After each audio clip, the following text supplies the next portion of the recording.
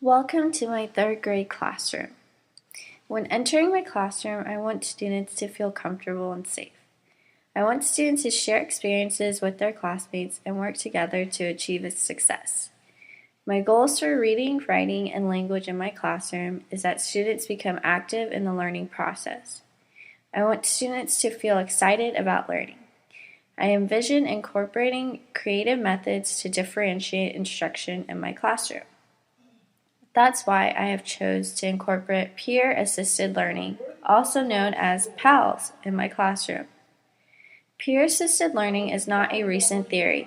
The design of students teaching other students goes way back into history, and I can confidently say that I think that most of us have all experienced familiar peer learning strategies at some point in our educational careers.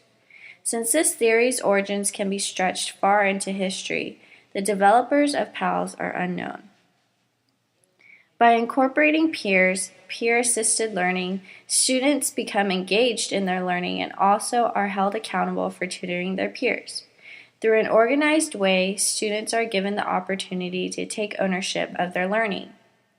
Research has proven the effectiveness of PALS. According to an article in the Journal of Educational Psychology, evidence shows that PALS helps students get off to a stronger start in reading, regardless of where they started in the year, low, average, or high performers. In another article printed in the Journal of Emotional and Behavioral Disorders, it was reported that the effects of PALS on the on-task behavior and social interaction of children with behavior disorders served in a class-contained classroom. My classroom is designed to incorporate various materials and resources that will allow me as a teacher to be creative in my lessons. There is ample space to explore all subjects and room to get messy too. A science lab is included so students can be hands-on and not worry about getting dirty. My classroom library will include an intensive collection of books.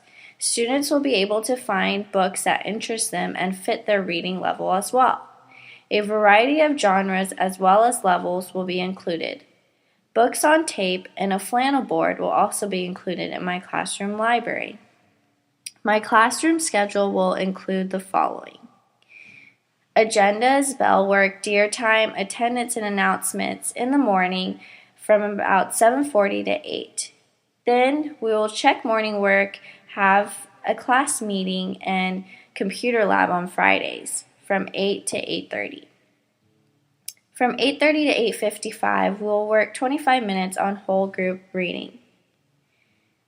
From 8:55 to 9:40, we'll go to specials and rotate through PE, art, music, and Spanish. From 9:40 to 10, we have snack time and restroom breaks as well as read aloud. From 10 to 10:45, we will have 45 minutes of guided small group reading in centers. From 10:45 to 11:10, we'll spend 25 minutes on spelling, and vocabulary. From 11:10 to 11:40, we'll spend 30 minutes on language. And from 11:40 to 11:55, we'll spend 15 minutes on math homework link review. From 11:55 to 12:15, we'll have lunch, and 12:15 to 12:40, we'll spend at recess. When we come back from recess, we'll spend about 10 minutes during restroom break, and the other students can work on writer's notebook. For 45 minutes from 12:50 till 1:35, we'll spend time on science, social studies, or art. And for an hour from 1:35 to 2:35, we'll spend time on math. The last 5 minutes of the day we'll spend reviewing and having class discussions. My classroom is all about being student-centered. I want my students to know that the classroom is for them. The resources and materials are all there to help support their success.